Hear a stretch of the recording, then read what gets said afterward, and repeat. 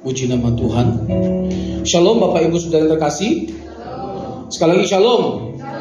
Haleluya. Saya pertama-tama mengucapkan banyak terima kasih buat kesempatan yang diberikan kepada saya untuk boleh melayani di MNC Kebun Siri ini. Saya sering khotbah di MNC Kebun Jeruk. Saya pernah khotbah di sini tapi by Zoom waktu masa Covid. Jadi saya bersyukur sekali ya buat kesempatan yang luar biasa ini. Nah, tak kenal maka tak sayang, semakin dikenal semakin disayang, itu kata pepatah. Nah, nama saya Robson. Kalau lihat tampangnya seperti orang barat ya, Batak Rantau maksudnya. Nah, saya warga Samosir, tinggal di Kelapa Gading, dan keseharian saya adalah melayani dan mengajar karena saya juga adalah dosen. Nah, singkat saja ya perkenalannya. Kalau masalah udah ada pasangan atau belum, nanti kita selesaikan. Nah, saya akan menyampaikan satu kebenaran dengan judul Goodness of God. Goodness of God. Kebaikan Allah. Mengenal Allah dengan benar adalah sesuatu yang sangat penting. Ketika kita mengatakan Tuhan itu baik, itu haruslah dengan pengertian yang benar, yang berangkat dari kebenaran Injil. Sebab kita hidup pada masa di mana orang sering mempersoalkan kebaikan Tuhan, sering mempersoalkan kebaikan Tuhan, bahkan menyalahkan Tuhan atas keadaan yang sulit, atas pencobaan berat, kesusahan hidup yang dia alami. Tetapi seandainya dengan benar kita memahami kebenaran Injil, maka saya yakin hal itu akan mengubah cara pandang kita. Injil itu pertama-tama bukan mengubah pola perilaku, tapi pola pikir. Perubahan pola pikir itu akan membawa kita kepada perubahan pola perilaku atau kehidupan kita. Jadi sangatlah penting bagaimana kita memiliki mindset yang benar. Karena dengan mindset yang benar itu akan sangat menolong membantu kita dalam kita menjalani kehidupan kita, dalam kita menyikapi segala sesuatu yang terjadi dalam hidup kita. Jadi cara pandang yang benar itu sangatlah penting. Untuk itu ketika kita mengatakan bahwa Allah itu baik, maka harus benar pengertiannya. Mengapa kita katakan Tuhan itu baik? Karena Dia adalah sumber dari segala yang baik. Yakobus 1 ayat 17. Dan di dalam Dia tidak ada kejahatan atau ketidakadilan. Segala sesuatu yang Tuhan rencanakan bagi setiap kita itu baik adanya. Tidak ada rancangan kecelakaan. Gak pernah Tuhan menginginkan sesuatu yang buruk atau melakukan sesuatu yang buruk bagi setiap kita. Karena Tuhan itu sangat-sangat baik. Yang setuju katakan amin. Yang setuju katakan amin. Kurang baik apa Tuhan kita? Semuanya Dia pertaruhkan bagi setiap kita. Karena apa? Karena Dia mengasihi kita. Makanya kalau kita berdoa, jangan salah berdoa, Tuhan berikan yang terbaik dari surga. Gak ada lagi yang tersisa dari surga ketika Yesus diberikan bagi setiap kita. He is the best from the best. Hal terbaik seperti apa lagi yang kita minta dari Tuhan? Betul gak? Enggak, betul. Betul gak kira-kira? Setuju gak? Hal terbaik apa lagi yang tersisa dari surga? There's nothing left. Tidak ada yang tersisa dari surga ketika Yesus diberikan bagi setiap kita. Dia yang terbaik dari yang terbaik. Kenapa yang terbaik dari yang terbaik diberikan oleh Bapa bagi setiap kita, yaitu Yesus? Karena kita sangat berharga di mata Tuhan. Dia mengasihi kita lebih dari apa yang kita bayangkan. Untuk itu gak mungkin Tuhan tidak perhatikan kita. Gak mungkin Tuhan tidak sertai kita. Kalaupun Tuhan izinkan satu masalah terjadi dalam kehidupan kita, tujuannya bukan untuk menghancurkan kita, tapi itu adalah kesempatan untuk kita menunjukkan kualitas iman kita, kasih kita, kesetiaan kita, pengabdian kita kepada Tuhan. Bisa diterima gak kira-kira ini? Bisa ya? Kita jangan jadi orang Kristen yang berkat, yang dikit-dikit berkat, ya kan? Yang senangnya dengar khotbah itu yang 3 langkah menuju sukses, 5 langkah hidup berkelimpahan, 2 langkah untuk menjadi hebat dan orang besar. Kita harus melatih diri untuk mendengarkan kebenaran yang bahkan mengoyak diri kita, mengoyak jiwa kita, yang mengusik kebusukan kita. Kita harus lebih banyak memperdengarkan kebenaran firman-Nya seperti itu. Karena kalau bicara tentang kebaikan, Tuhan itu baik. Kita bisa ada hari ini sehat-sehat, itu aja udah karena kebaikan Tuhan. Cius ini. Jadi, segala sesuatu tentang hidup kita itu diketahui oleh Tuhan dan dipelihara oleh Tuhan hidup kita dengan sempurna. Alkitab berkata, Salomo saja dalam kemegahannya tidak mengenakan seindah yang dikenakan oleh bunga bakung. Bunga bakung Tuhan pelihara, apalagi bunga citra lestari. Tidak mungkin Tuhan tidak pelihara. Amin. Jadi pemeliharaan Tuhan dalam kehidupan kita itu sempurna. Bayangkan lo, bukan main-main. Yesus yang diberikan bagi setiap kita. Dia Allah pencipta alam semesta. Dia mengasihi kita bukan dengan setengah mati, sampai mati. Bukan setengah mati, sampai mati. Nah, pertanyaannya, kita mengasihi Tuhan setengah mati atau sampai mati?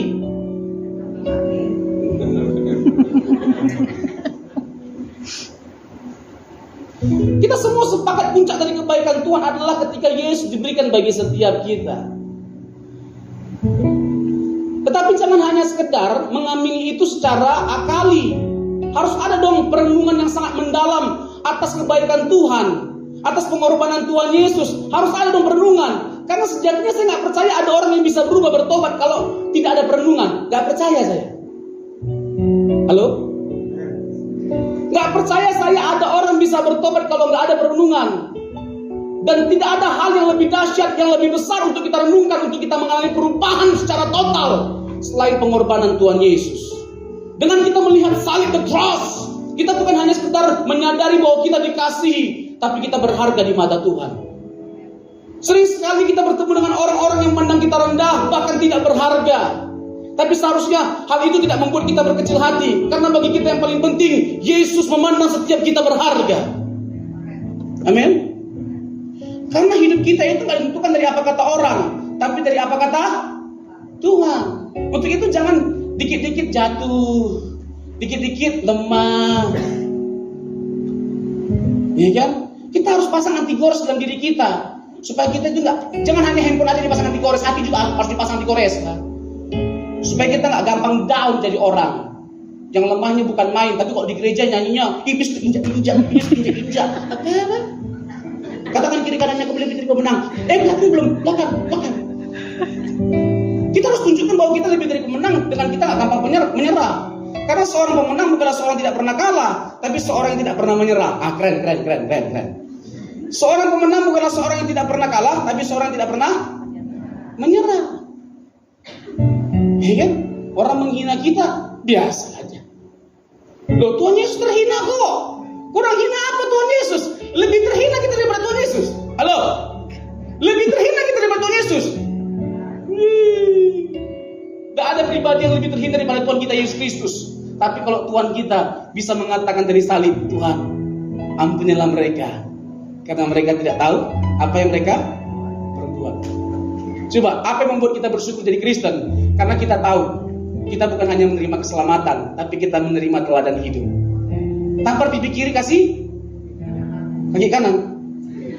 Oh, kaki kanan. Balas kejahatan dengan kebaikan. Dilempar pakai batu, lempar dengan bunga.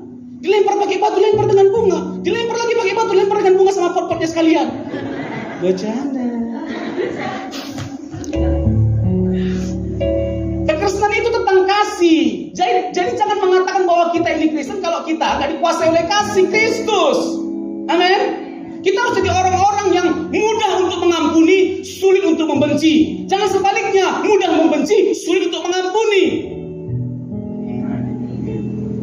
Makin lama makin keras, tapi tetap bisa diterima kan? Ini Kristen, harus kayak gitu, memang Kristen, bukan Kristen lagi, Kristen. Biar dapat diingat. Sangkal diri, pikul salib. Jangan pikir jadi Kristen itu gampang. Sangkal diri, pikul salib bukan pikul rantang. Itu teologi kemakmuran. Pikul Salib. Artinya kita menyadari bahwa diri kita itu bukan punya kita lagi. Punya siapa? Punya Yesus. Terserah Tuhan Yesus itu mau bentuk kita seperti apa, mau jadikan kita seperti apa. Bukan suka-suka kita. Kalau kita itu nyanyi paling jago loh. Suka-sukamu Tuhan, suka-sukamu Tuhan. Tapi kenyataannya di kehidupan yang kita jalani suka-sukanya Tuhan, suka-sukanya kita. Jujur.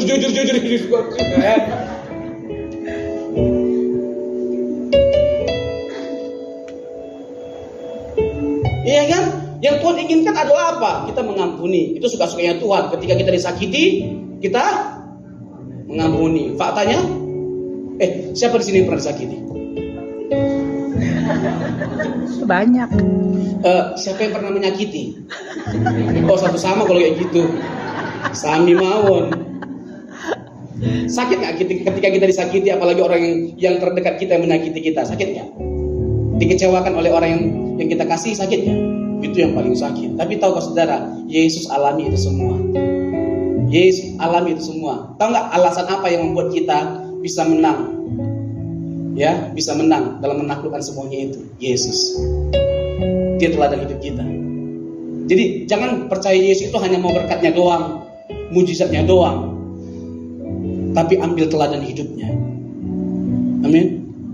Amin. Iya. Jangan seperti orang-orang yang nanti Bapak Ibu bisa baca di Injil Yohanes pasal yang ke-6. Orang-orang yang ikut Yesus itu karena apa? Karena mereka lapar dikasih makan, kenyang. Tuhan Yesus tahu motivasi mereka. Alah, kamu ikut aku itu kan karena kamu kenyang kan? Lapar kan? Bukan karena mau dengar aku kan? Tuhan Yesus tahu. Ya kan 5.000 orang. Ya kan? Hanya dengan 5 roti 2 ikan 5.000 orang makan. Sisa berapa? Tahu kenapa sisa 12 bakul? Karena audiensi bukan orang Batak. Coba orang Batak audiensnya di plastik. Udah tas mahal-mahal Hermes ada plastik di dalamnya. Louis Vuitton tetap ada plastik. Untuk siapa? Untuk anakku di rumah.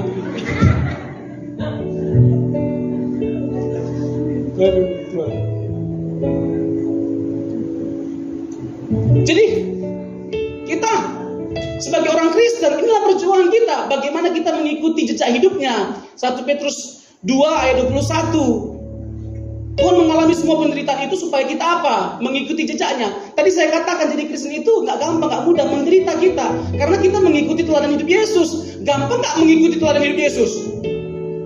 Gampang gak? Gak usah seperti Tuhan Yesus lah. Kadang-kadang kita ibadahnya telat luar biasa. Yesus. Dalam ibadah telat. Tergantung pembicaranya. Kalau pembicaranya ganteng, baru kayak saya.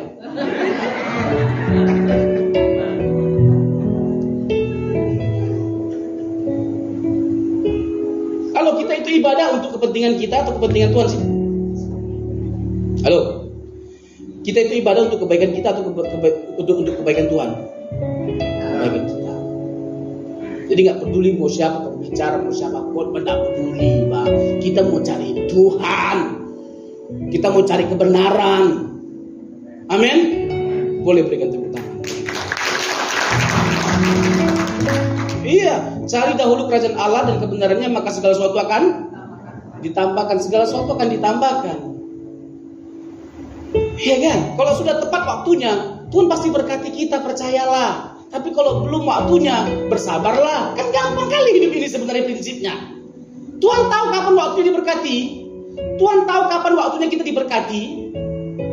Tuhan tahu nih kalau belum waktunya, sombong ini anak ini. Kalau aku berkati sombong kali ini. Tahu Tuhan. Makanya belum diproses dulu. Lebih bagus kita sebelum kaya diproses oleh Tuhan, dibentuk dulu karakter kita, supaya nanti ketika kita jadi kaya, jadi orang kaya terhormat di mata Tuhan. Amin. Iya kan? Nanti baru kaya dikit, gayanya selangit, sombong amat. Ini adalah di kampung-kampung lah ya. Kampung-kampung lah. Di kampung-kampung sini tidak ada. Jadi adalah ibu-ibu kan ingin menunjukkan kalau dia orang kaya, dia pakailah cincin di 10 jarinya. Cincin emas. Ya kan, pura-pura pergi lagi ke pasar nanya berapa kilo.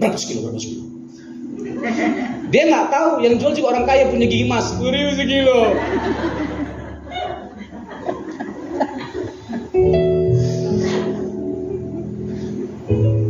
Halo. Jadi seperti Tuhan Yesus.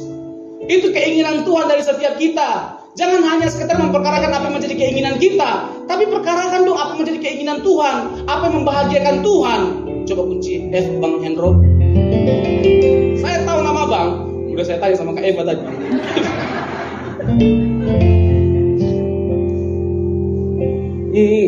Oh C, sorry. Biarlah manis kau dengar Tuhan, manis kau dengar Tuhan, hatiku bersuka padamu. Sama-sama yuk, biarlah manis. Biarlah manis kau dengar Tuhan, manis kau dengar Tuhan,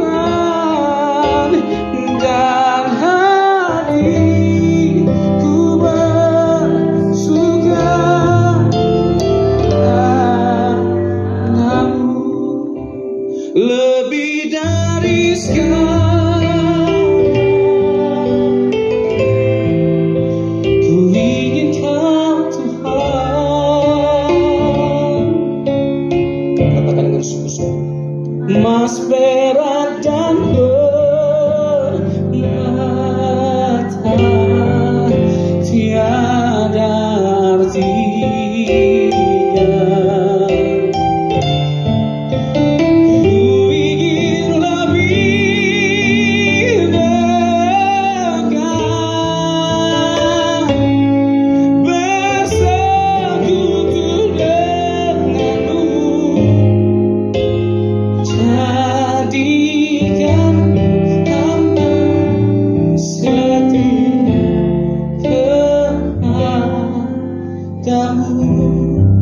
Dua lagu ini sangat memberkati saya. Bahkan saya nggak jarang kalau nyanyikan lagu ini nangis. Karena itu menjadi pergumulan saya. Kayak tadi, biarlah manis kau dengar. Setiap hari kita mengecap sesuatu yang manis dari Tuhan. Betul kan? Tapi pertanyaannya, apakah kehidupan kita dikecap manis oleh Tuhan? Hal manis apa yang Tuhan kecap hari ini? Yang tadi pagi kita bangun sampai hari ini. Hal manis apa yang Tuhan sudah kecap dari hidup kita? Kalau kita bangun, ya kan, kalau kita mau jalan-jalan, semuanya kita list. Aku mau ke sini, aku mau makan ini, es krim ini enak kali ini. Semuanya kita list. Tapi kalau kita bicara tentang sesuatu yang manis, yang bisa dikecap oleh Tuhan dari hidup kita, pernah nggak kita list ketika kita bangun pagi, hal baik apa yang bisa kulakukan ya hari ini? Pernah nggak kita renung? Padahal itulah tujuan kita hidup. Bagaimana kita menyenangkan hati Tuhan melebihi dari apapun dan siapapun. Berikan tepuk tangan bagi Tuhan. Tadi kan lagunya lebih dari segalanya. Ini juga jadi perenungan bagi saya, ya kan? Apakah memang saya benar-benar menjadikan Tuhan itu lebih dari segalanya, bahkan lebih berharga dari emas, perak dan permata? Ini menjadi perenungan dari setiap kita. Yang saya bilang tadi, ya kan? Kalau ke gereja aja malas. Ya kan, kayak kapal selam kita, tenggelamnya lama, timbulnya sebentar, lama kali. Nanti timbulnya pas ada acara-acara besar, pas Natal, itu pun karena makan-makannya. Nah, kita menjadi orang Kristen yang seperti apa? Yang hanya sekedar mengejar berkatnya Tuhan, mujizatnya Tuhan. Nah, jangan kita jadi orang Kristen yang seperti ini. Proyeknya Tuhan itu diri kita. Bagaimana kita menjadi mutiaranya Tuhan. Itu yang Tuhan inginkan. Untuk itu kita harus menyerahkan diri kita kepada Tuhan. Menyerahkan hak atas hidup kita kepada Tuhan. Amin. Iya. Bagaimana Tuhan mau bentuk kita, poles kita, ya. Mau jadi seperti apa diri kita. Robson yang 5 tahun yang lalu harus berbeda dengan 5 tahun yang sekarang. Dengan 5 tahun ke depan harus beda. Jangankan 5 tahun ke depan, dengan bulan depan harus berbeda. Harus ada perubahan demi perubahan yang kita alami dalam hidup ini. Amin. Amin. Iya. Kalau kita kemarin 2 minggu yang lalu patah hati seancur-ancurnya hanya karena masalah pria, diputuskan. Memang mungkin nggak bisa move on 100%, tapi harus ada kemajuan dong. Jangan dikit-dikit nangis. Ya Allah, kayak ada pria yang lain tuh. Ternyata belum siap aku kehilangan dirimu. Lagumu ya, Mang?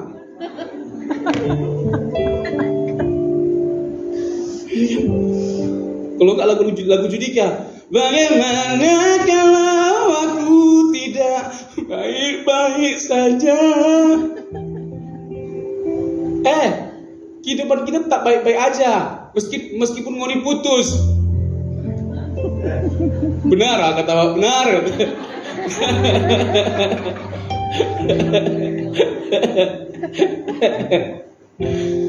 Ya, jadi Tuhan mengasihi kita. Ya, percayalah yang terbaik yang Tuhan berikan. Jodoh-jodoh yang terbaik Tuhan berikan. Yang penting bersabar. Amin. Biar lama tapi dapat yang terbaik. Amin. Yang cewek-cewek katakan amin. Amin. Boleh sampaikan. Gak usah dilihat deh kan. Buka mata lebar-lebar, jangan gampang terbuai sama buaya darat. Tempatkan buaya pada tempatnya. Di sungai bukan darat. Jangan gampang terbuai dengan rayuan gombal, rayuan pulang kelapa. Veronica, kamu tahu nggak kenapa pelangi itu sebelah? Kenapa bang? Karena sebelah lagi di mata kamu.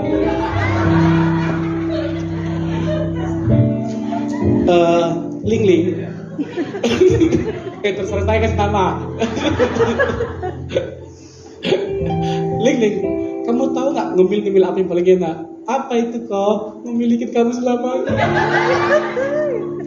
Butet.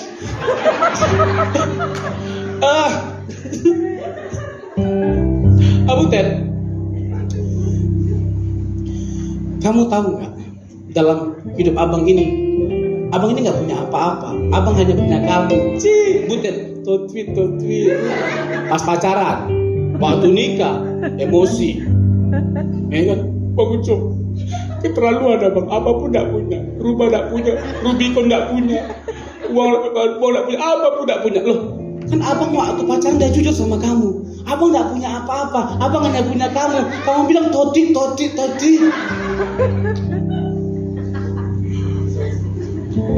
Jadi cewek-cewek buka mata lebar-lebar. Yang terbaik pasti Tuhan berikan. Asalkan kita perkarakan dulu diri kita jadi yang terbaik di mata Tuhan. Ya kan banyak orang seperti itu, aku ingin yang terbaik. Perkarakan dulu diri kita, yang terbaik atau tidak. Itu yang paling penting. Terbaik. Apa terbaik? Kita dulu jadi yang terbaik, Bang. Ya kan, emosinya dikurangi, cerewetnya dikurangi. Kita itu ya kan ada kalanya cerewetnya seperti Basaro. Kan sih sakit cerewetnya. Yang cewek-cewek ini, ya kan? Yang cowok-cowok siap-siap. Ya kan, minta maaf meskipun tidak salah.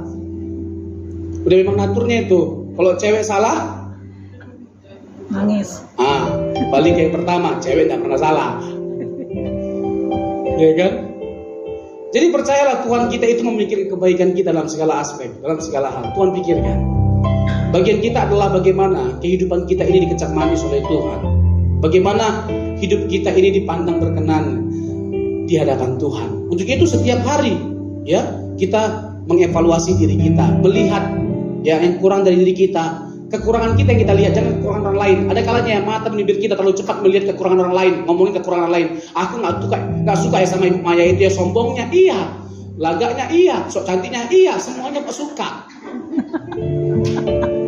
Yang kita lihat kekurangan kita aja, nggak usah kekurangan orang lain. Ya kan, kita tuh kalau ngegibah nomor satu yang cewek-ceweknya, apalagi nih kita Tuhan panggil untuk menjadi worshiper bukan gossiper.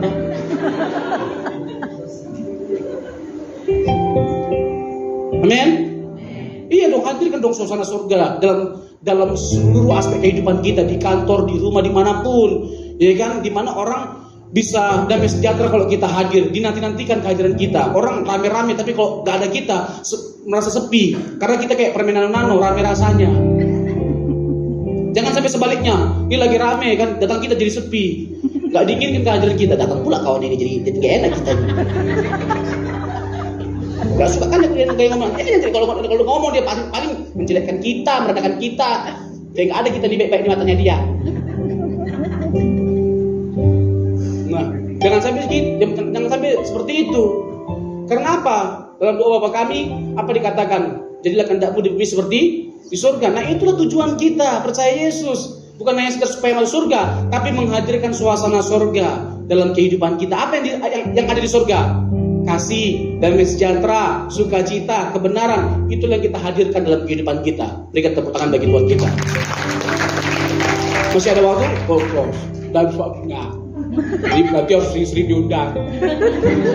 Jangan sekali. Sengaja saya gantung. Biar ketemu lagi kita. Emang boleh? Ya boleh lah. Haleluya. Mari kita bagi berdiri hadapan Tuhan. Haleluya.